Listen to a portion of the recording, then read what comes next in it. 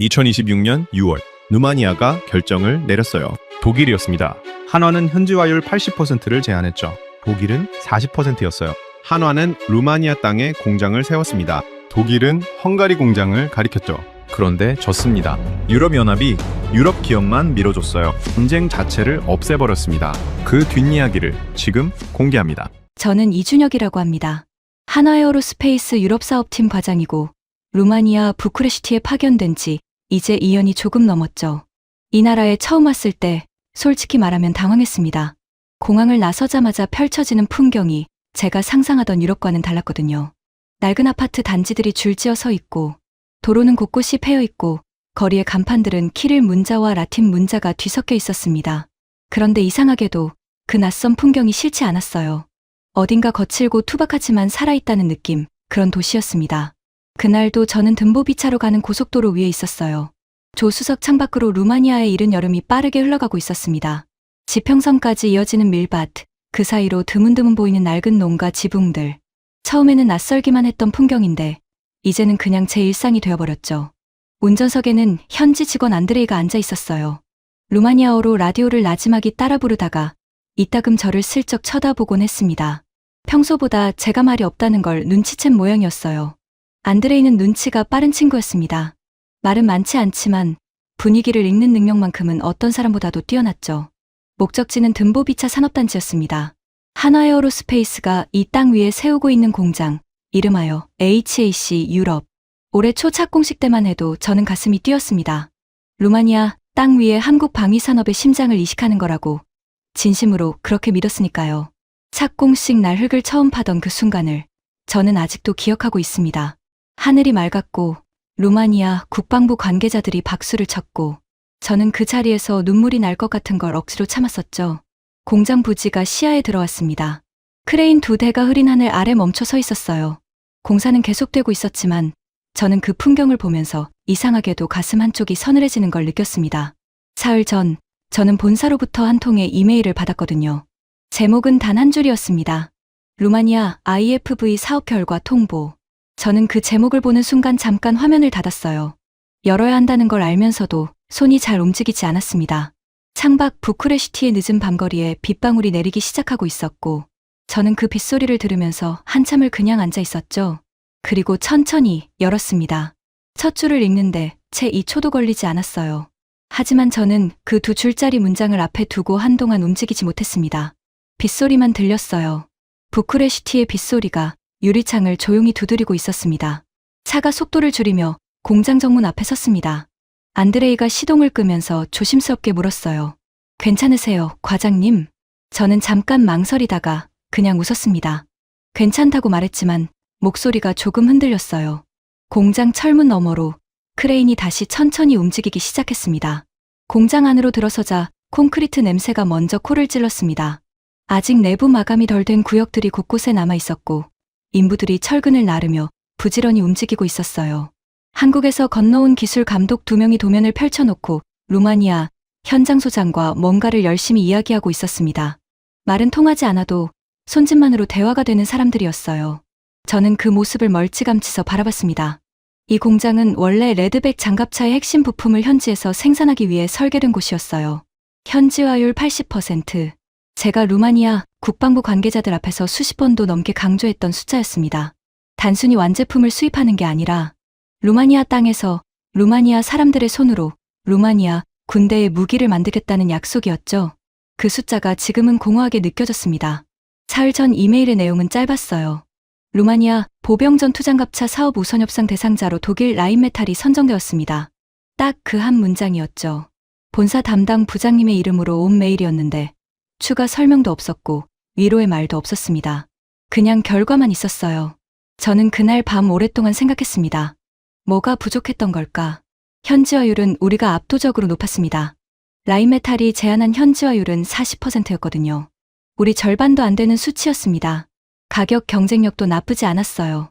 착공까지 마친 현지 공장도 있었고 기술 이전 범위도 훨씬 넓었습니다. 서류상으로만 보면 우리가 이겨야 맞는 경쟁이었어요. 그런데 졌습니다. 현장 감독 최 부장이 제 옆으로 걸어왔습니다. 안전모를 손에 들고 말없이 공장 내부를 둘러보다가 낮은 목소리로 말했어요. 서울에서 연락 왔더라고요. 저는 고개만 끄덕였습니다. 공장은 계속 짓는다고요? 네. K9 자주포 생산시설로 전환한다고 합니다. 최 부장이 잠시 아무 말도 하지 않았어요. 철근을 나르는 인부들의 발소리만 울렸습니다. 그러다가 그가 조용히 말했죠. 기술이 문제가 아니었던 거잖아요. 저는 그 말에 아무 대답도 못했습니다. 부정하고 싶었지만 부정할 수가 없었어요. 이번 루마니아 사업의 결정적인 변수는 성능도, 가격도, 현지화율도 아니었습니다. 유럽연합의 SAFE 프로그램이라는 게 있었어요.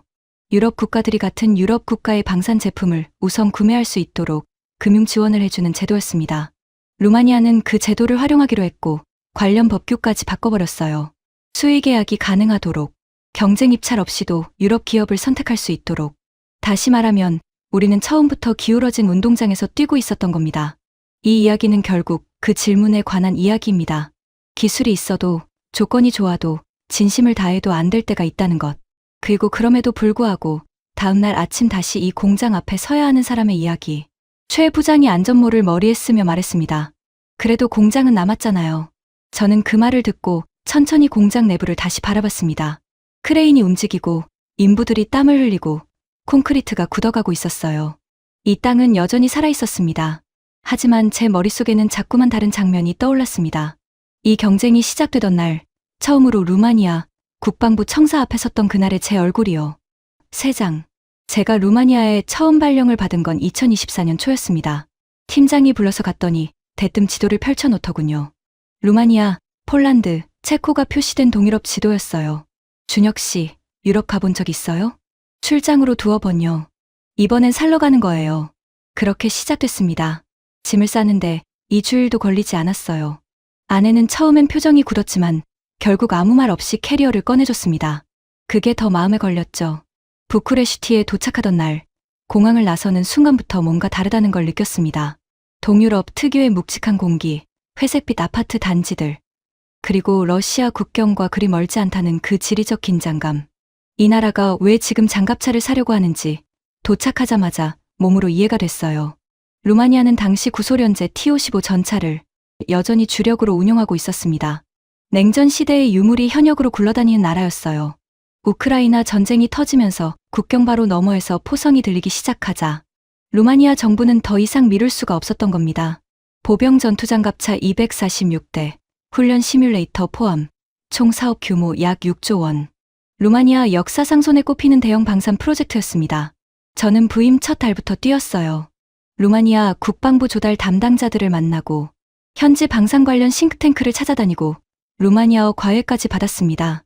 완벽하게 구사하지 못해도 상대방이 하는 말을 알아듣는 것과 모르는 것은 천지 차이거든요. 회의석상에서 통역을 기다리는 동안 상대의 표정 변화를 읽을 수 있다는 것. 그게 생각보다 훨씬 중요한 일이었습니다. 경쟁 상대는 처음부터 분명했어요.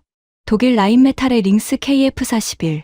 유럽에서 가장 주목받는 차세대 보병 전투장갑차였습니다. 라인메탈은 이미 헝가리에 링스 생산 공장을 두고 있었고 유럽 각국과의 네트워크도 탄탄했어요. 영국 BAE 시스템의 CV90, 미국 제너럴 다이나믹스의 아스코드도 경쟁에 뛰어들었지만 결국 진짜 승부는 하나와 라인메탈 사이의 싸움이 될 거라는 걸 업계 사람이라면 다 알고 있었습니다. 저는 그 싸움이 두렵지 않았어요. 오히려 설렜습니다. 우리 팬은 나쁘지 않았거든요. 레드백은 호주에서 이미 검증된 장갑차였습니다. 2023년 호주 육군 장갑차 도입 사업에서 라인메탈의 링스를 꺾고 약 3조 원 규모의 계약을 따낸 전적이 있었어요. 같은 상대를 같은 무기로 다시 이기는 것. 불가능한 일이 아니었습니다. 저는 밤마다 루마니아 국방부 관계자들의 이름과 직책을 외웠어요.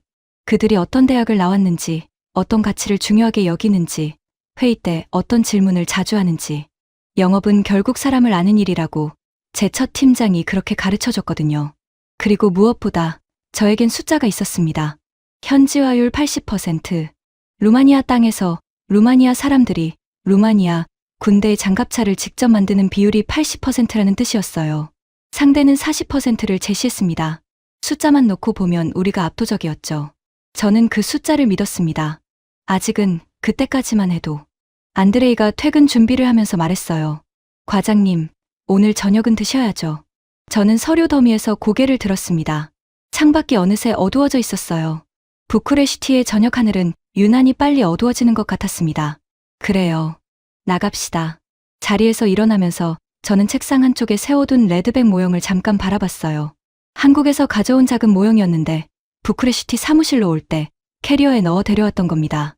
그때만 해도 저는 그 모형이 이 땅에서 진짜가 될 거라고 믿었습니다. 결정적인 소식이 들어온 건 2025년 가을이었습니다. 그날 오전 저는 국방부 조달청 인근 카페에서 루마니아, 즉 실무 담당자 라두와 마주 앉아 있었어요. 라두는 조달청에서 10년 넘게 일한 베테랑이었는데 공식 석상에서는 항상 딱딱하고 사무적인 사람이었습니다. 그런데 카페에서 만나면 달랐어요. 커피를 손에 쥐면 조금씩 말이 많아지는 사람이었죠. 그날도 그는 커피잔을 양손으로 감싸 쥐고 있었습니다. 그런데 평소와 달리 말을 쉽게 꺼내지 못했어요. 한참을 창밖을 바라보다가 목소리를 낮추며 말했습니다. 준혁, 나쁜 얘기를 먼저 해도 될까요? 저는 커피잔을 내려놨어요. 루마니아 정부가 이번 IFV 사업 방식을 바꾸기로 했어요. 경쟁 입찰이 아니라 SAFE 프로그램을 활용한 수의계약 방식으로요. SAFE, 유럽 방위산업 강화 프로그램. 유럽연합이 회원국들의 방산 조달을 지원하기 위해 만든 제도였습니다. 핵심은 간단했어요. 유럽 기업의 제품을 살 때 유럽연합 차원의 금융 지원을 받을 수 있다는 것. 반대로 말하면 유럽 바깥의 기업은 그 지원 대상에서 처음부터 빠진다는 뜻이었습니다. 저는 잠깐 말을 잃었어요. 관련 법규도 개정하기로 했다고요. 수의 계약이 가능하도록. 라두는 제 표정을 보면서 시선을 살짝 피했습니다. 그도 편하지 않은 눈치였어요. 오래 알고 지낸 사람에게 이런 말을 해야 한다는 게 그도 불편했던 거겠죠. 저는 천천히 물었습니다. 그러면 한화는요? 라두가 대답하지 않았어요. 대답하지 않는 것 자체가 대답이었습니다. 사무실로 돌아오는 길에 저는 아무 말도 하지 않았어요. 안드레이가 운전을 하면서 한 번도 말을 걸지 않았습니다. 백미러로 제 얼굴을 한번 쳐다봤다가 그냥 조용히 운전에 집중했어요. 저는 창밖을 바라보면서 머릿속으로 계속 숫자를 되짚었습니다.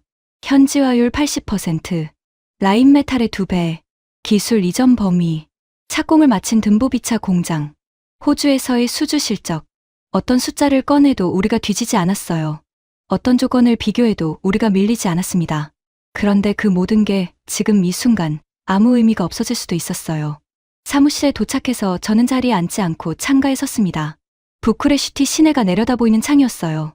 오래된 건물들 사이로 현대식 빌딩이 솟아있고 그 사이를 낡은 트램이 천천히 지나가고 있었습니다. 최 부장이 제 옆으로 왔어요. 라두한테 들었어요? 고개를 끄덕였습니다. 최 부장이 팔짱을 끼고 창밖을 같이 바라봤어요. 잠시 침묵이 흘렀습니다. 본사에는 보고했어요? 아직이요. 해야죠. 알고 있었습니다. 알고 있었는데 보고서를 쓰는 순간 이 상황이 현실이 되는 것 같아서 그게 싫었어요. 키보드 앞에 앉았다가 일어섰다가를 두어 번 반복하다가 결국 자리에 앉았습니다. 보고서 제목을 치는 손이 잠깐 멈췄어요. 그때 휴대폰이 울렸습니다. 발신자를 보는 순간 등이 서늘해졌어요. 부회장실이었습니다. 전화를 받는 손이 살짝 떨렸습니다. 부회장실 비서가 먼저 말했어요. 목소리는 차분했지만 내용은 간단했습니다. 부회장님이 다음 주 부쿠레시티에 직접 오신다는 거였어요. 일정은 이미 잡혀 있었습니다.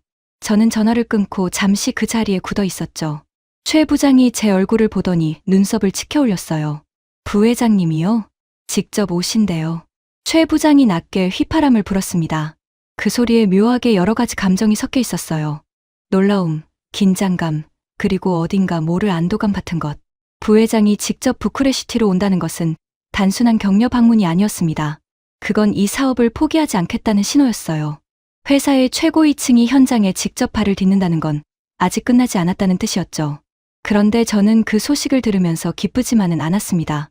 솔직히 말하면 그때 저는 흔들리고 있었어요. 라두에게 들은 이야기가 머릿속을 떠나지 않았거든요. SAFE 프로그램, 수의계약 방식, 법규 개정. 이건 단순히 경쟁에서 지는 것과 차원이 달랐습니다. 규칙 자체가 우리를 향하지 않도록 바뀌고 있는 거였어요. 아무리 좋은 패를 들고 있어도 게임의 규칙이 바뀌면 소용이 없었습니다. 그날 밤 저는 호텔 방에서 오랫동안 천장을 바라봤어요. 아내한테 전화를 할까 하다가 뭐라고 말해야 할지 몰라서 그냥 전화기를 내려놨습니다. 걱정시키고 싶지 않았어요. 아니, 정확하게는 말로 꺼내는 순간 제 불안이 더 커질 것 같아서 두려웠던 거겠죠. 저는 계속 자문했습니다. 여기서 어떻게 해야 하는 걸까? 계속 밀어붙여야 하는가? 부회장님이 오시면 루마니아 고위급 인사들과 연쇄 면담이 잡힐 거고 우리는 마지막으로 할 수 있는 모든 카드를 꺼내게 될 겁니다. 현지화율을 더 높일 수 있는지, 기술 이전 범위를 어디까지 넓힐 수 있는지, 납기를 얼마나 앞당길 수 있는지, 그 모든 걸 다시 들고 가서 다시 한번 문을 두드리는 거겠죠. 그런데 과연 그게 통할까? 규칙이 이미 바뀌고 있는데 우리가 아무리 좋은 조건을 내놓아도 유럽연합의 자금 지원이라는 벽 앞에서는 숫자, 싸움 자체가 무의미해질 수도 있었어요. 포기해야 하는 건 아닐까 라는 생각도 잠깐 스쳤습니다. 에너지를 아껴서 다음 사업을 노리는 게 더 현명한 판단일 수도 있다고. 방산 영업이란 게 한번 진다고 끝나는 게 아니니까요. 그런데 그 생각이 스치는 순간 듬보비차 공장이 떠올랐어요. 착공식 날 흙을 처음 파던 그 순간 루마니아 국방부 관계자들이 박수를 치던 모습, 안드레이가 한국에서 건너온 기술진과 서툰 영어로 악수를 나누던 장면, 우리가 이미 이 땅에 심어놓은 것들이 눈앞에 선했습니다. 포기한다는 건 그 모든 것에 등을 돌리는 거였어요. 저는 자리에서 일어나 창문을 열었습니다. 부쿠레슈티의 밤 공기가 방 안으로 밀려들어왔어요. 멀리서 트램 소리가 들렸습니다. 이 도시의 밤은 조용한 듯 하면서도 어딘가 항상 깨어있는 느낌이었죠. 저는 그 공기를 잠깐 마시고 나서 다시 책상 앞에 앉았습니다. 보고서 화면이 아직 열려 있었어요. 손가락이 키보드 위에 올라갔습니다. 그리고 저는 쓰기 시작했어요. 포기한다는 내용이 아니었습니다. 부회장님 방문 일정에 맞춰 루마니아 국방부 고위급 면담을 다시 추진하겠다는 마지막 제안서를 준비하겠다는 내용이었어요. 손가락이 멈추지 않았습니다. 멈추면 안 된다고 생각했어요. 창밖에서 트램 소리가 다시 한번 멀어져 갔습니다. 부쿠레슈티의 밤은 깊어가고 있었고 저는 그 밤 안에서 혼자 타자를 치고 있었어요. 그 순간만큼은 흔들림이 조금 잦아드는 것 같았습니다. 다음 날 아침 부회장님의 일정이 공식 확정됐습니다. 부회장이 부쿠레슈티에 도착한 날은 2025년 11월이었습니다. 공항으로 마중을 나간 건 저와 최 부장, 그리고 현지 법인장이었어요. 도착 게이트 앞에서 기다리는 동안 저는 넥타이를 2번이나 고쳐맸습니다. 부회장님은 생각보다 가볍게 나타났어요. 수행 인원도 많지 않았고 표정도 딱딱하지 않았습니다. 악수를 하면서 제 눈을 똑바로 보며 말했어요. 고생 많았어요. 이준혁 과장이죠? 이름을 알고 계셨습니다. 그 한마디에 괜히 목이 메었어요. 이 사람이 내 이름을 알고 있다는 것, 내가 여기서 뛰고 있다는 걸 알고 있다는 것. 사소한 것 같지만 혼자 버텨온 인연이 있는 사람한테는 사소하지 않은 말이었습니다. 다음 날부터 일정이 시작됐어요. 부회장님은 루마니아 국방부 차관, 조달청장, 그리고 루마니아 육군 참모 계통의 고위 인사들과 연쇄 면담을 진행했습니다. 저는 매 회의마다 배석해서 자료를 지원하고 통역과 현지 분위기를 실시간으로 보고하는 역할을 맡았어요. 회의실 분위기는 복잡했습니다. 루마니아 측 인사들은 하나에 대해 분명히 호의적이었어요. 레드백의 성능을 높이 평가했고 현지화율에 대한 우리 제안이 라인메탈보다 훨씬 매력적이라는 걸 숨기지 않았습니다. 조달청 실무 담당자 중 한 명은 회의가 끝난 뒤 복도에서 저한테 귓속말로 이렇게 말하기도 했어요. 조건만 보면 당신들이 맞아요. 근데 그게 전부가 아니라서요. 그 말이 머릿속에 박혔습니다. 부회장님과의 저녁 자리는 조촐했어요. 부쿠레슈티 구시가지의 작은 루마니아 식당이었는데 부회장님이 직접 고른 장소였습니다. 화려한 데 가지 않겠다고 했어요. 저는 그 선택이 어딘가 이 사람답다는 생각이 들었습니다. 식사를 하면서 부회장님이 물었어요. 솔직하게 말해봐요. 지금 이 사업 어떻게 보여요? 저는 잠시 망설였습니다. 보고서에 쓰는 말이 아니라 진짜 생각을 말해야 하는 순간이었어요. 솔직히 말씀드리면 힘듭니다. 조건은 우리가 앞서는데 게임의 구조 자체가 우리한테 불리하게 바뀌고 있어요. SAFE 프로그램 수의 계약이 확정되면 기술이나 가격은 부차적인 문제가 돼버립니다. 부회장님이 고개를 끄덕였습니다. 반박하지 않았어요. 그래서 포기해야 한다고 생각해요?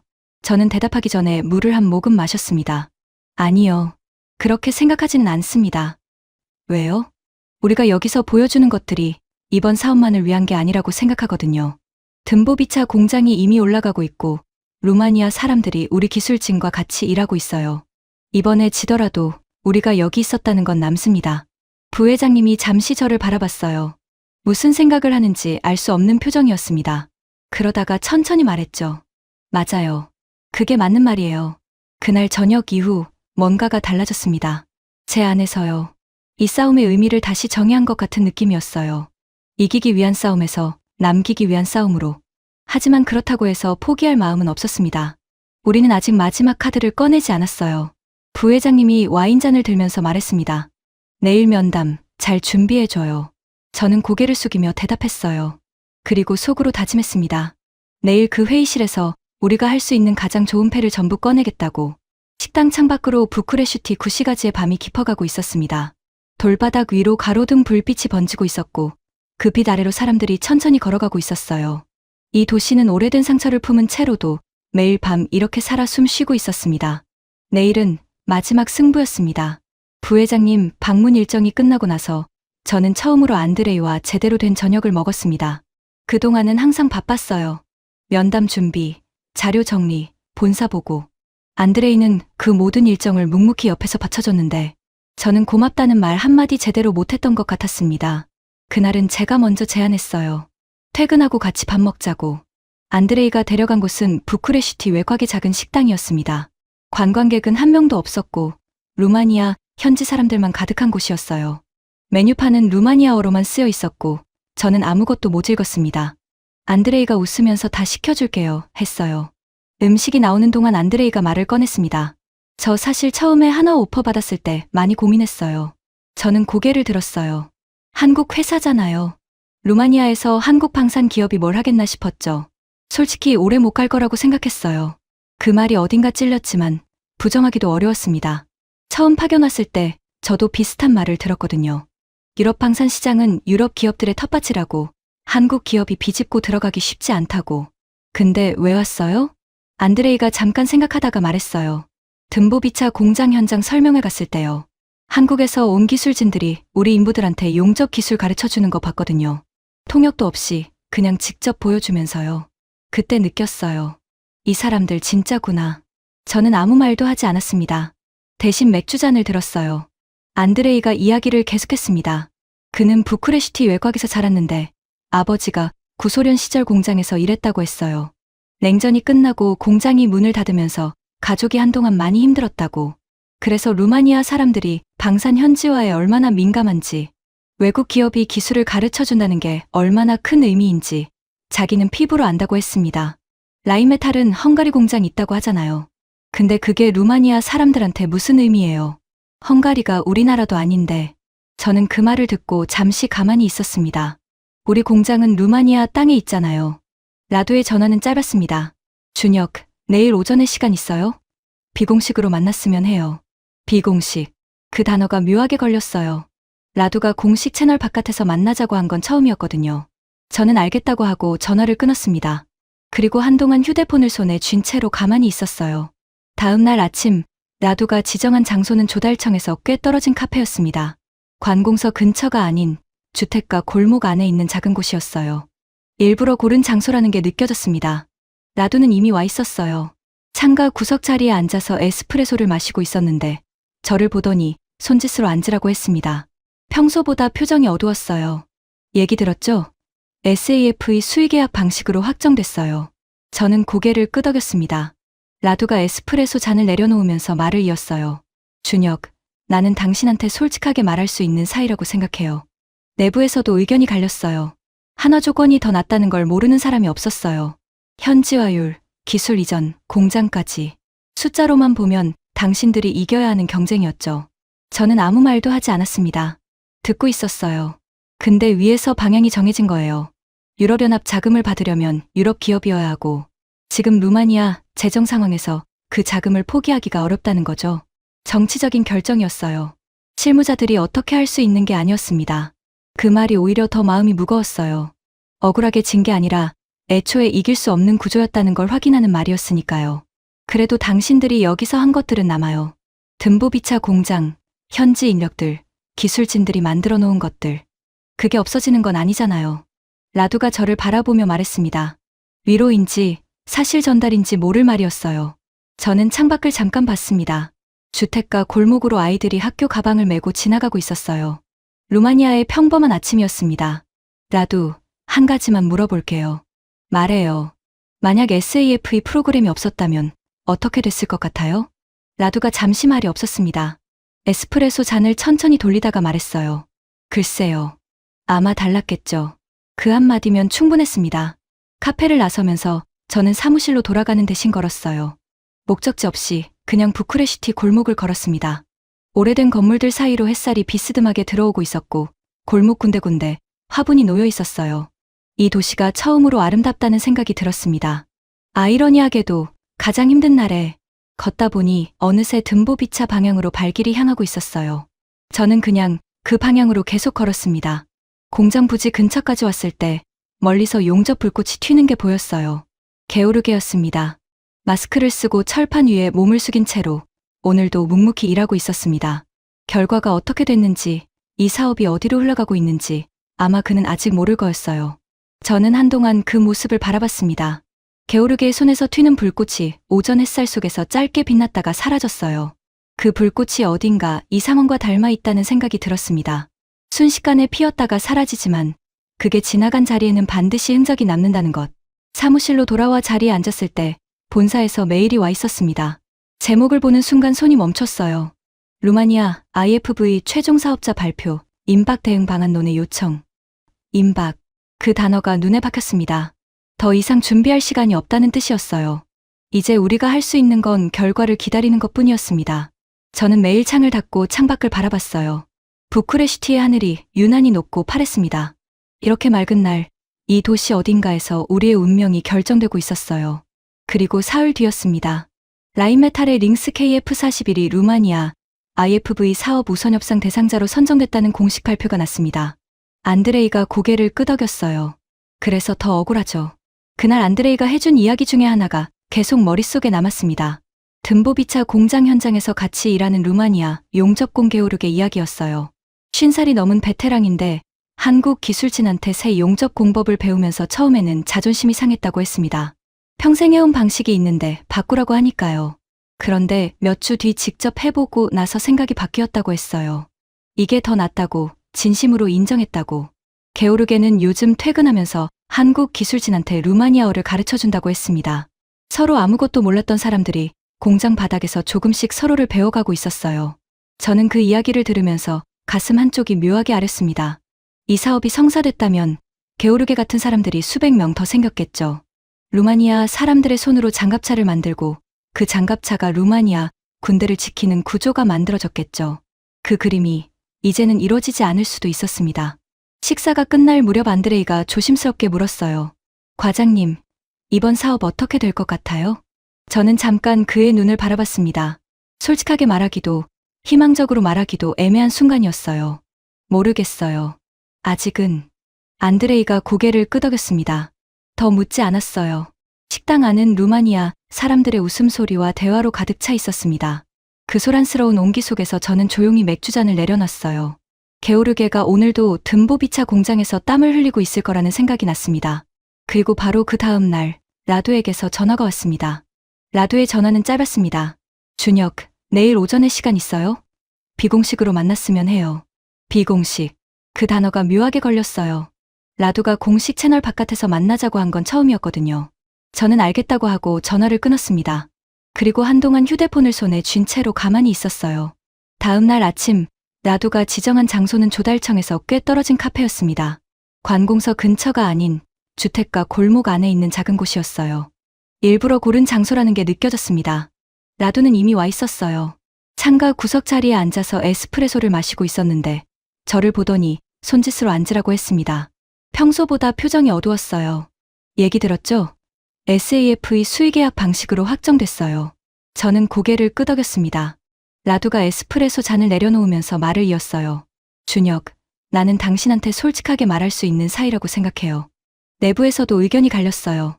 하나 조건이 더 낫다는 걸 모르는 사람이 없었어요. 현지화율, 기술 이전, 공장까지. 숫자로만 보면 당신들이 이겨야 하는 경쟁이었죠. 저는 아무 말도 하지 않았습니다. 듣고 있었어요. 근데 위에서 방향이 정해진 거예요. 유럽연합 자금을 받으려면 유럽 기업이어야 하고 지금 루마니아 재정 상황에서 그 자금을 포기하기가 어렵다는 거죠. 정치적인 결정이었어요. 실무자들이 어떻게 할 수 있는 게 아니었습니다. 그 말이 오히려 더 마음이 무거웠어요.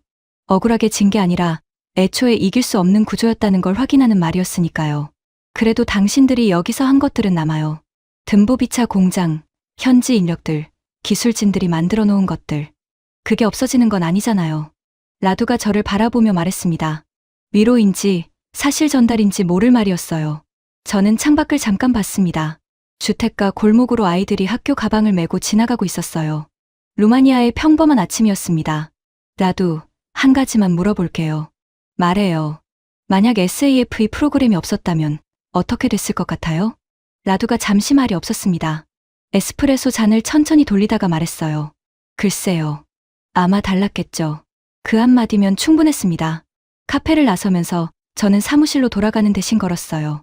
목적지 없이 그냥 부쿠레슈티 골목을 걸었습니다. 오래된 건물들 사이로 햇살이 비스듬하게 들어오고 있었고 골목 군데군데 화분이 놓여 있었어요. 이 도시가 처음으로 아름답다는 생각이 들었습니다. 아이러니하게도 가장 힘든 날에 걷다 보니 어느새 든보비차 방향으로 발길이 향하고 있었어요. 저는 그냥 그 방향으로 계속 걸었습니다. 공장 부지 근처까지 왔을 때 멀리서 용접 불꽃이 튀는 게 보였어요. 게오르게였습니다. 마스크를 쓰고 철판 위에 몸을 숙인 채로 오늘도 묵묵히 일하고 있었습니다. 결과가 어떻게 됐는지, 이 사업이 어디로 흘러가고 있는지 아마 그는 아직 모를 거였어요. 저는 한동안 그 모습을 바라봤습니다. 게오르게의 손에서 튀는 불꽃이 오전 햇살 속에서 짧게 빛났다가 사라졌어요. 그 불꽃이 어딘가 이 상황과 닮아 있다는 생각이 들었습니다. 순식간에 피었다가 사라지지만 그게 지나간 자리에는 반드시 흔적이 남는다는 것. 사무실로 돌아와 자리에 앉았을 때 본사에서 메일이 와 있었습니다. 제목을 보는 순간 손이 멈췄어요. 루마니아 IFV 최종 사업자 발표, 임박 대응 방안론의 요청. 임박. 그 단어가 눈에 박혔습니다. 더 이상 준비할 시간이 없다는 뜻이었어요. 이제 우리가 할 수 있는 건 결과를 기다리는 것뿐이었습니다. 저는 메일 창을 닫고 창밖을 바라봤어요. 부쿠레슈티의 하늘이 유난히 높고 파랬습니다. 이렇게 맑은 날, 이 도시 어딘가에서 우리의 운명이 결정되고 있었어요. 그리고 사흘 뒤였습니다. 라인메탈의 링스 KF41이 루마니아 IFV 사업 우선 협상 대상자로 선정됐다는 공식 발표가 났습니다. 발표가 난 날, 저는 사무실에 혼자 있었습니다. 최 부장은 본사 긴급 화상회의에 들어가 있었고 안드레이는 외부 미팅이 있었어요. 사무실 안은 조용했습니다. 컴퓨터 화면에 루마니아 국방부 공식 보도자료가 떠 있었어요. 루마니아어로 쓰인 문장들이었는데 읽지 않아도 내용을 알 수 있었습니다. 저는 한동안 그 화면을 바라봤어요. 이상하게도 눈물이 나지 않았습니다. 올 것 같다고 생각했는데 막상 그 순간이 오니까 그냥 멍했어요. 가슴이 텅 빈 것 같은 느낌. 아프다기보다는 무겁다는 게 더 맞는 표현이었습니다. 저는 자리에서 일어나 창가로 갔어요. 부쿠레슈티 시내가 아무 일도 없다는 듯이 움직이고 있었습니다. 차들이 지나가고 사람들이 걸어가고 트램이 선로 위를 달리고 있었어요. 세상은 우리가 진 것을 모르는 것 같았습니다. 아니, 알아도 상관없는 것 같았어요. 전화가 울렸습니다. 아내였어요. 저는 잠깐 망설이다가 받았습니다. 여보, 나야. 결과 나왔어? 뉴스를 봤나 봤어요. 저는 대답하기 전에 숨을 한 번 골랐습니다. 응, 나왔어. 어떻게 됐어? 쳤어. 짧은 침묵이 흘렀어요. 아내가 뭔가 말하려다가 멈추는 게 느껴졌습니다. 많이 힘들겠다. 위로도 아니고 괜찮다는 말도 아니었어요. 그냥 그 말이었습니다. 그런데 그 말이 이상하게 가장 정확했어요. 저는 그냥 그래, 라고 했습니다. 목소리가 조금 흔들렸어요. 전화를 끊고 나서 저는 책상 서랍을 열었습니다.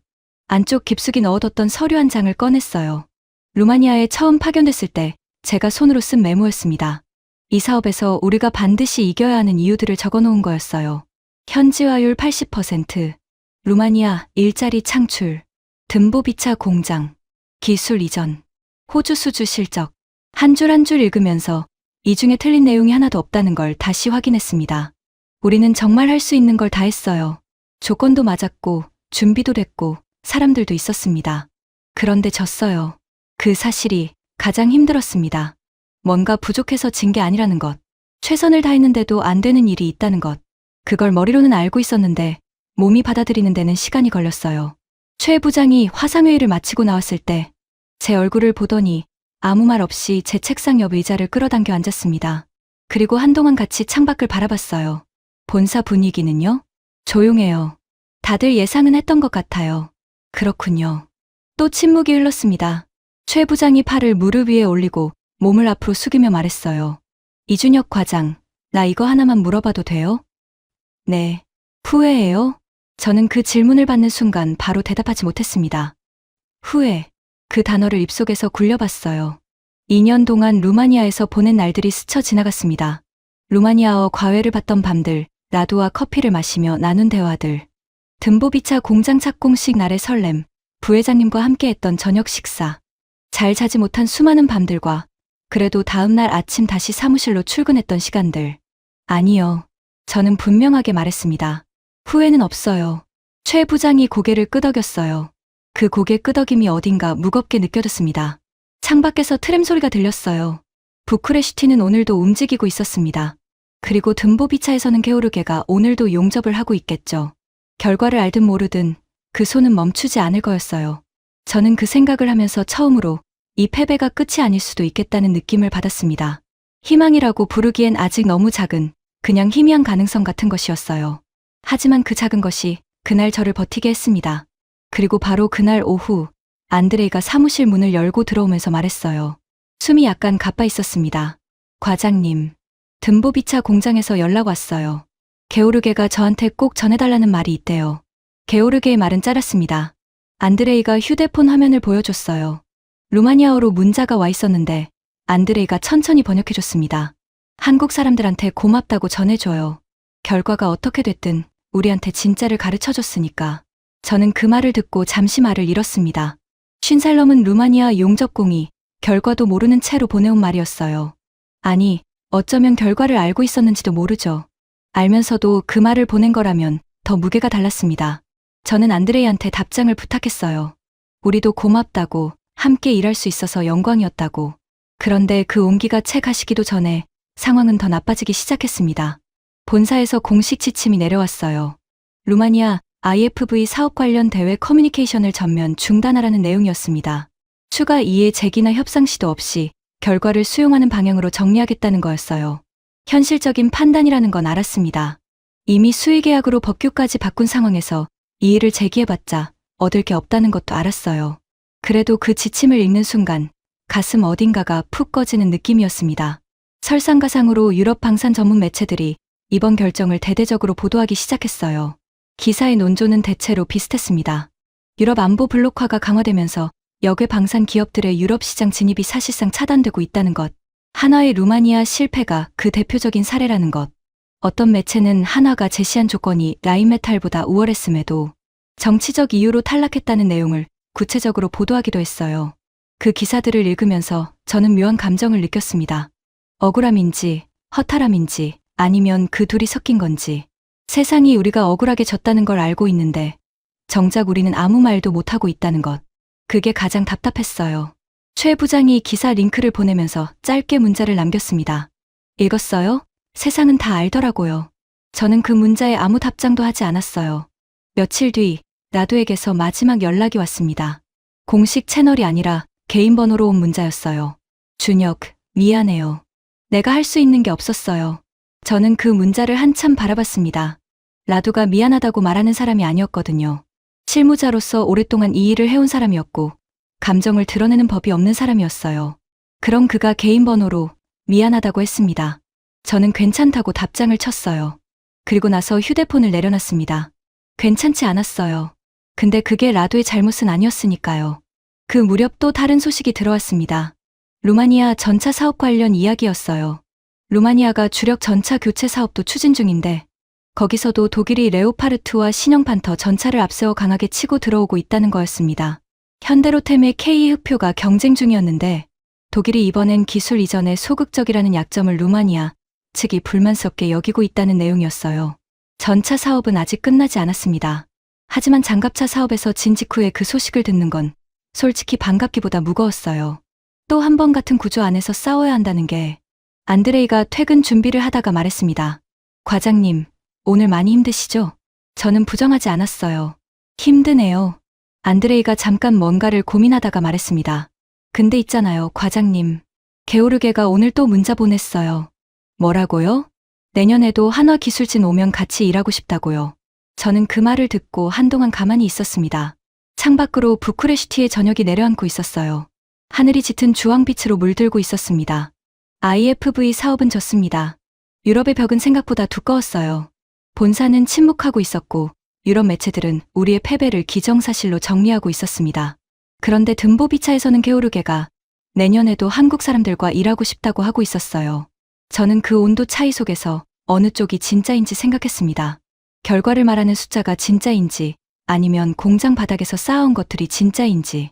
대답은 이미 알고 있었습니다. 다만 그걸 믿는데 조금 더 용기가 필요했어요. 그리고 그 용기가 가장 흔들렸던 건 바로 다음 날이었습니다. 다음 날 아침 본사에서 전화가 왔습니다. 인사팀이었어요. 목소리는 부드러웠지만 내용은 명확했습니다. 루마니아 IFV 사업이 마무리된 만큼 현지 파견 인력 규모를 조정할 예정이라는 거였어요. 구체적인 일정은 추후 통보하겠지만 저도 그 조정 대상에 포함될 수 있다고 했습니다. 저는 전화를 끊고 나서 한동안 수화기를 손에 쥔 채로 있었습니다. 예상하지 못한 건 아니었어요. 사업이 끝나면 파견 인력이 줄어드는 건 당연한 수순이었습니다. 머리로는 알고 있었어요. 그런데 막상 그 말을 직접 들으니까 가슴이 다르게 반응했습니다. 이 인연이, 이 도시가, 이 사람들이 전부 정리의 대상이 된다는 게. 최 부장도 같은 전화를 받은 모양이었어요. 점심때 마주쳤는데 평소보다 말이 없었습니다. 식판을 들고 앉아서 밥을 먹는 둥 마는 둥 하다가 낮은 목소리로 말했어요. 나는 아마 먼저 들어가게 될 것 같아요. 저는 밥 숟가락을 내려놨습니다. 언제요? 다음 달. 최 부장은 담담하게 말했지만 그 담담함이 오히려 더 무거웠어요. 이 사람이 루마니아에 온 건 저보다 6달 먼저였습니다. 든보비차 공장 부지 선정부터 착공까지 현장의 모든 과정을 직접 챙긴 사람이었어요. 섭섭하지 않아요? 최 부장이 잠깐 웃었습니다. 씁쓸한 웃음이었어요. 섭섭하죠. 근데 어쩌겠어요. 그 말이 한동안 머릿속을 맴돌았습니다. 오후에 저는 든보비차 공장으로 혼자 갔어요. 안드레이한테도 말하지 않았습니다. 그냥 혼자 가고 싶었어요. 공장은 여전히 돌아가고 있었습니다. 크레인이 움직이고 있었고 인부들이 자재를 나르고 있었어요. K9 자주포 생산시설로 전환하는 공사가 진행 중이었습니다. IFV 사업은 졌지만 공장은 다른 목적으로 계속 살아있었어요. 저는 공장 외곽 담장 옆에 서서 그 풍경을 바라봤습니다. 게오르게가 보였어요. 오늘도 용접 마스크를 쓰고 몸을 숙이고 있었습니다. 저를 알아보지 못하는 거리였어요. 저는 그 자리에서 한참을 움직이지 않았습니다. 이 공장을 처음 보러 왔던 날이 생각났어요. 텅 빈 부지에 말뚝만 박혀 있던 날. 저는 그 말뚝들을 보면서 여기에 공장이 들어서고 루마니아 사람들이 한국 기술로 만든 장갑차를 생산하게 될 거라고 믿었습니다. 그 믿음이 얼마나 선명했는지 아직도 기억이 났어요. 그런데 지금 이 공장은 레드백이 아닌 다른 무기를 만들 준비를 하고 있었고 저는 다음 달이면 이 땅을 떠날 수도 있었습니다. 주머니 속 휴대폰이 울렸어요. 문자였습니다. 아내였어요. 오늘 애들이 아빠 보고 싶다고 했어. 언제 와? 저는 그 문자를 읽고 나서 하늘을 올려다봤습니다. 루마니아의 하늘은 오늘도 높고 맑았어요. 구름 한 점 없이 파란 하늘이었습니다. 얼마나 됐을까요? 마지막으로 아이들 얼굴을 본 게, 영상통화로 보는 것 말고 진짜로 손을 잡고 본 게, 셋째 아이가 말을 트기 시작했다는 걸 아내한테 문자로 전해 들었을 때 저는 회의 중이었어요. 그리고 회의가 끝나고 나서 그 문자를 다시 읽으면서 어딘가가 무너지는 것 같은 느낌을 받았었죠. 저는 아내한테 답장을 쳤습니다. 곧 갈게. 곧. 그 말이 얼마나 막연한 약속인지 알면서도 그것밖에 쓸 말이 없었어요. 담장에 등을 기대고 서서 저는 처음으로 이런 생각을 했습니다. 내가 여기서 뭘 하고 있는 걸까? 사업은 졌고 팀은 흩어지고 있고 아이들은 아빠 얼굴을 잊어가고 있는데 내가 이 땅에 남긴 것들이 과연 그 모든 것과 바꿀 만한 가치가 있는 걸까?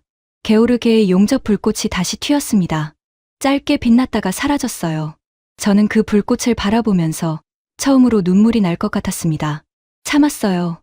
꼭 참았는데 눈이 뜨거워지는 건 어쩔 수가 없었습니다. 이게 끝인 걸까요? 여기까지인 걸까요? 바람이 불어왔습니다. 루마니아의 늦가을 바람이었어요. 차갑고 건조했습니다. 저는 그 바람 속에서 한동안 그냥 서 있었어요. 아무것도 생각하지 않으려고 했는데 생각이 멈추질 않았습니다. 그리고 얼마 지나지 않아 뜻밖의 전화 한 통이 걸려왔습니다. 발신자를 보는 순간 저는 눈을 몇 번 깜빡였어요. 예상치 못한 이름이었습니다. 전화를 건 사람은 라도였습니다. 공식 업무 시간이 한참 지난 저녁이었어요. 저는 아직 든보비차 공장 근처에 서 있었습니다. 바람이 더 차가워진 시간이었어요. 준혁, 지금 통화 괜찮아요? 네, 말씀하세요. 라두가 잠깐 뜸을 들였습니다. 평소에 없던 망설임이었어요. 오늘 내부 회의가 있었어요. 루마니아 UGV 사업 관련해서요. UGV. 무인 지상 차량. 저는 그 단어를 듣는 순간 등이 조금 펴졌습니다. 한화에어로스페이스가 루마니아에서 다음 사업으로 도전하겠다고 공개적으로 밝힌 분야였거든요. BSDA 2026 방산 전시회에서 한화의 그런트 UGV가 공개된 것도 업계에서 이미 알려진 이야기였어요. 한화가 UGV 사업에 관심 있다는 거 우리도 알고 있어요. 그런데 준혁, 솔직하게 말할게요. 이번 IFV 건이 있고 나서 내부에서 분위기가 복잡해요. 한화한테 미안한 마음이 있는 사람들이 있어요. 특히 실무진 쪽에서요. 저는 조용히 듣고 있었습니다. UGV 사업은 IFV랑 구조가 달라요. 아직 SAFE 프로그램 적용 범위에 들어가지 않는 분야예요. 그리고 이 분야에서 한화 기술력을 높게 보는 시각이 내부에 있어요. 라도의 말이 끝났습니다. 저는 한동안 아무 말도 하지 않았어요. 이게 위로인지, 다음을 준비하라는 신호인지, 아니면 그냥 개인적인 이야기인지 바로 판단이 서지 않았습니다. 라도는 원래 의미 없는 말을 하는 사람이 아니었어요. 이 전화를 걸기 전에 분명히 뭔가를 고민했을 거였습니다. 고마워요, 라도. 별 말씀을요. 그냥 알고 있었으면 해서요. 전화가 끊겼습니다. 저는 차가운 바람 속에서 한참을 그 자리에 있었어요. 머릿속이 복잡했습니다. 라도의 말이 새로운 가능성처럼 들리기도 했고, 동시에 그게 너무 작은 위안처럼 느껴지기도 했어요. IFV 6조 원짜리 사업을 진 자리에서 다음 사업 얘기를 들어도 지금 당장은 그게 기쁘게 받아들여지지 않았습니다. 사무실로 돌아온 건 밤 8시가 넘어서였어요. 불을 켜지 않았습니다. 그냥 어두운 사무실에 앉아 있었어요. 창밖으로 부쿠레슈티의 밤거리가 보였습니다. 가로등 불빛이 젖은 도로 위에 번지고 있었어요. 언제 비가 왔는지 도로가 촉촉하게 젖어 있었습니다. 저는 그 빛을 바라보면서 인연을 되짚었어요. 처음 파견을 통보받던 날, 아내가 말없이 캐리어를 꺼내줬던 것, 부쿠레슈티 공항을 나서면서 느꼈던 낯선 공기, 라도와 처음 악수를 나누던 날, 안드레이가 처음으로 저를 현지 식당에 데려가던 날, 듬보비차 착공식 날, 흙을 파는 순간 눈물이 날 것 같았던 것, 부회장님 앞에서 포기하지 않겠다고 말하던 밤, 그리고 오늘 담장 옆에서 게오르게의 용접 불꽃을 바라보며 눈이 뜨거워졌던 것, 이 모든 것들이 결국 패배로 귀결된 건지 저는 그게 아직도 정리가 되지 않았습니다. 서랍에서 아까 꺼냈다가 넣어뒀던 메모를 다시 꺼냈어요. 처음 파견 왔을 때 손으로 쓴 그것, 이 사업에서 반드시 이겨야 하는 이유들을 적어놓은 종이었습니다. 읽다가 멈췄어요. 맨 마지막 줄에 제가 이렇게 써놨더군요. 루마니아 사람들이 자기 나라 무기를 자기 손으로 만들게 하자. 저는 그 문장을 한동안 바라봤습니다. 이 문장은 이번 사업의 결과와 상관없이 틀린 문장이 아니었어요. 이기든 지든 이 방향은 맞는 방향이었습니다. 그런데 나는 왜 이 문장을 이번 사업의 목표로만 가두고 있었을까? 이번 사업이 끝나면 이 문장도 끝나는 거라고 생각하고 있었던 건 아닐까? 듬보비차 공장은 남아 있었습니다. 게오르게는 내일도 용접을 할 거였어요. 안드레이는 내년에도 한국 기술진과 일하고 싶다고 했고, 라도는 다음 사업의 문이 열려 있다고 했습니다. 패배는 분명 패배였어요. 그걸 미화하고 싶지는 않았습니다. 6조 원짜리 사업을 잃은 건 잃은 거였어요. 2년이라는 시간과 그 안의 모든 것들이 원하던 결과로 이어지지 않은 건 사실이었습니다.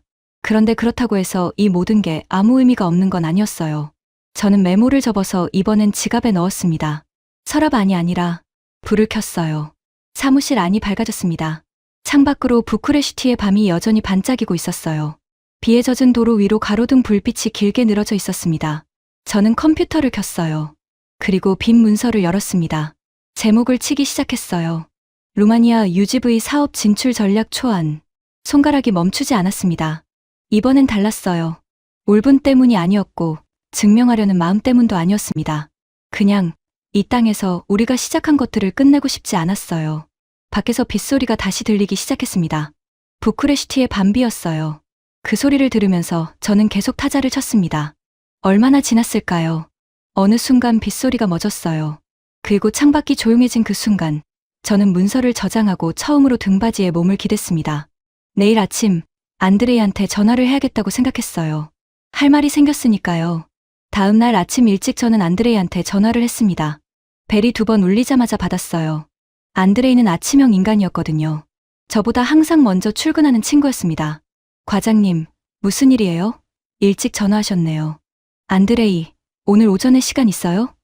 나 할 얘기가 있어요. 잠깐 침묵이 흘렀어요. 안드레이가 제 목소리에서 뭔가를 읽은 것 같았습니다. 있어요. 사무실에서 봐요.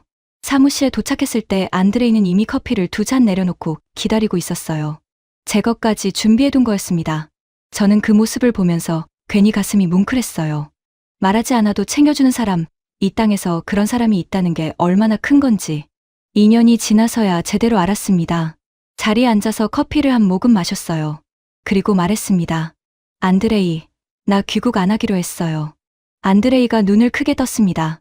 본사에서 파견 조정 얘기가 나왔는데 저는 남겠다고 했어요. UGV 사업 준비하려고요. 안드레이가 잠시 아무 말도 하지 않았어요. 그러다가 천천히 고개를 끄덕였습니다. 언제 결정했어요? 어젯밤에요. 혼자요? 혼자요. 안드레이가 커피잔을 내려놓으면서 말했어요. 잘 됐네요. 딱 그 한마디였습니다. 길게 설명하거나 이유를 묻지 않았어요. 그냥 잘 됐다고 했어요. 그 짧은 말이 어떤 긴 위로보다 더 힘이 됐습니다. 오전 중에 저는 본사 담당 부장님께 전화를 드렸어요. 파견 조정 대상에서 제외해달라고 루마니아에 남아서 UGV 사업을 준비하고 싶다고 말씀드렸습니다. 부장님이 잠깐 생각하더니 물었어요. 이준혁 과장, 확실해요? 네, 확실합니다. IFV 건 때문에 힘들 텐데 감정적으로 결정한 건 아니죠? 저는 잠깐 웃었어요. 그 질문이 싫지 않았습니다. 걱정하는 사람의 말이었으니까요. 감정적으로 내린 결정은 아닙니다. 어젯밤에 문서도 썼어요. UGV 사업 진출 전략 초안이요. 검토해 보시겠어요? 부장님이 잠깐 침묵했다가 말했어요. 보내봐요. 전화를 끊고 나서 저는 어젯밤에 쓴 문서를 다시 열었습니다. 밤새 쓴 거라 거칠었지만 방향은 분명했어요. 루마니아 UGV 사업은 구조가 달랐습니다. 나도 말대로 아직 SAFE 프로그램 적용 범위 밖이었고 이 분야에서 하나의 기술력은 충분히 경쟁력이 있었어요. BSDA 2026 방산 전시회에서 공개된 그런트. UGV는 유럽 방산 관계자들 사이에서 이미 주목을 받고 있었습니다. 루마니아는 러시아와 국경을 맞댄 나라였고 무인 전투 체계에 대한 수요는 앞으로 계속 커질 수밖에 없었어요. 무엇보다 우리는 이미 이 땅에 뿌리를 내리고 있었습니다.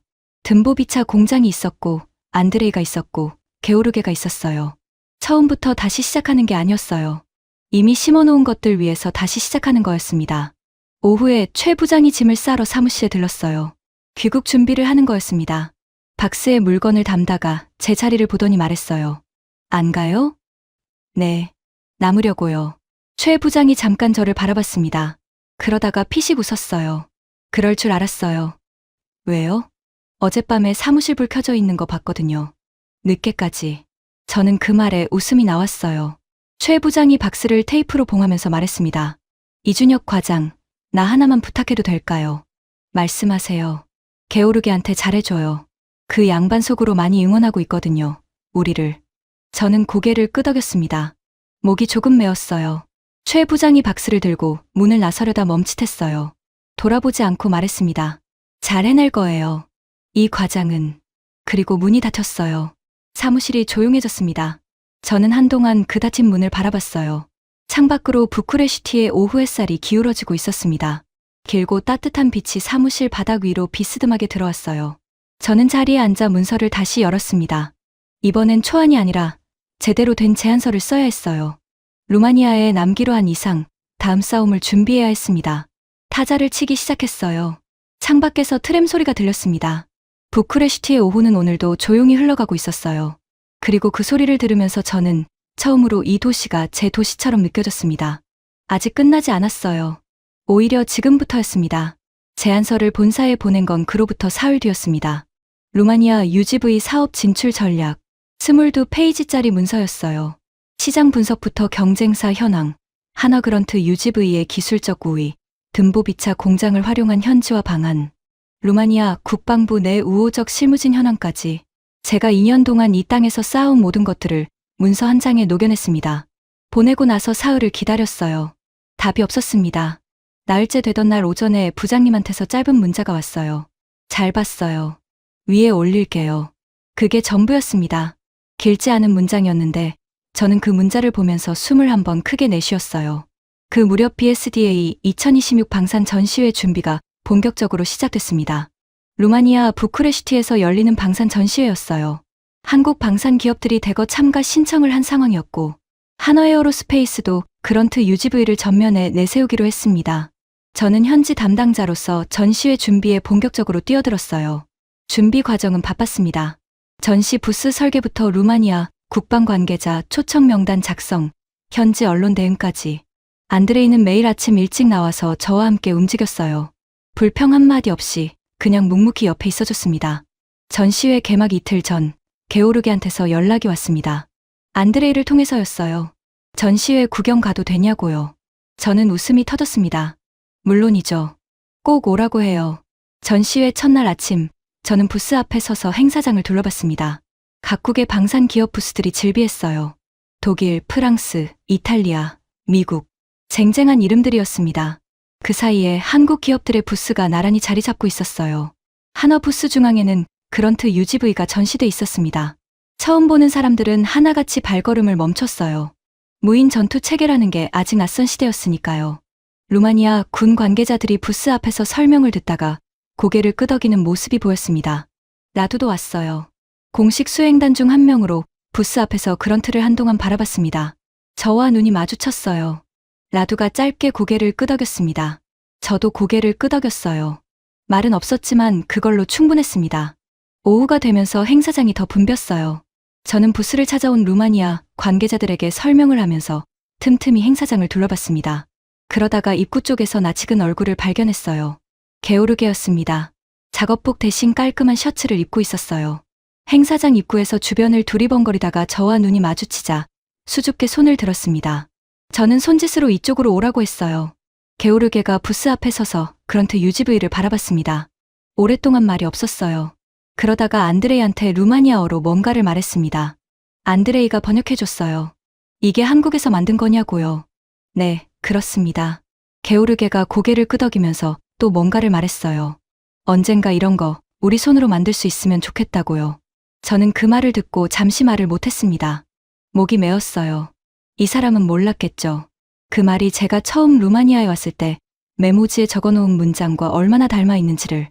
루마니아 사람들이 자기 나라 무기를 자기 손으로 만들게 하자. 그게 IFV 사업 하나의 목표가 아니었어요. 이 땅에서 우리가 하려는 일의 전부였습니다. 저는 게오르게를 바라보면서 말했습니다. 안드레이가 통역해줬어요. 그렇게 될 거예요. 시간이 걸리겠지만. 게오르게가 처음으로 활짝 웃었습니다. 주름이 깊게 접히는 웃음이었어요. 전시회가 끝난 날 저녁, 저는 안드레이, 게오르게와 셋이서 밥을 먹었습니다. 지난번 안드레이가 데려갔던 그 식당이었어요. 메뉴판은 여전히 루마니아어로만 쓰여 있었고, 저는 여전히 하나도 못 읽었습니다. 그런데 이번엔 안드레이한테 맡기지 않았어요. 손가락으로 아무거나 짚었습니다. 뭐가 나오든 상관없다는 마음으로요. 나온 음식은 처음 보는 루마니아 전통 스튜였어요. 냄새부터 낯설었지만 한 입 먹고 나서 생각보다 맛있다는 걸 알았습니다. 안드레이가 그 표정을 보고 웃었고 게오르게도 웃었어요. 세 명이 웃는 소리가 식당 안에 퍼졌습니다. 저는 그 순간 이 패배가 저한테 가르쳐준 것들을 생각했어요. 기술이 전부가 아니라는 것, 조건이 좋아도 안 될 때가 있다는 것, 그리고 그럼에도 불구하고 남는 것들이 있다는 것, 공장이 남고 사람이 남고 신뢰가 남는다는 것, 그게 어쩌면 숫자로 환산할 수 없는 가장 큰 수주였는지도 몰랐어요. 안드레이가 잔을 들면서 말했습니다. 건배해요.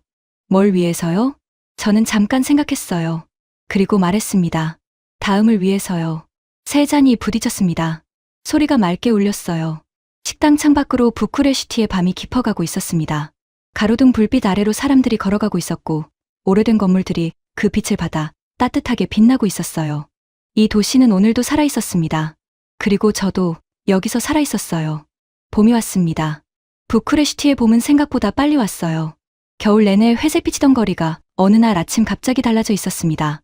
가로수에 연두색 잎이 돋아나고 골목 화분에 꽃이 피기 시작했어요.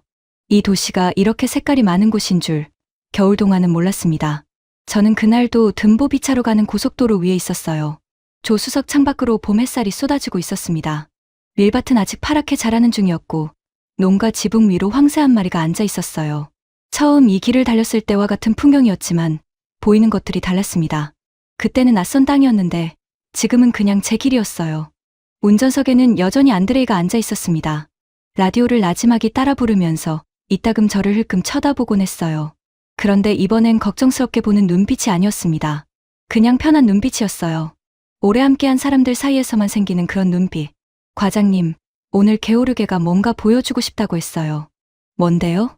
말 안 해줬어요. 직접 보라고요. 저는 창밖을 보면서 웃었습니다. 공장에 도착했을 때 게오르게가 입구 앞에 서 있었어요. 손에 뭔가를 들고 있었는데 가까이 가보니 사진이었습니다. 낡은 사진 한 장이었어요. 안드레이가 번역해줬어요. 아버지 사진이라고 했습니다. 냉전 시절 공장에서 일하던 아버지 사진이라고. 게오르게는 그 사진을 저한테 건네면서 말했어요. 아버지가 일하던 공장은 문을 닫았는데 나는 문을 여는 공장에서 일하게 됐다고요. 저는 그 사진을 두 손으로 받았습니다. 낡아서 모서리가 달아 있었어요.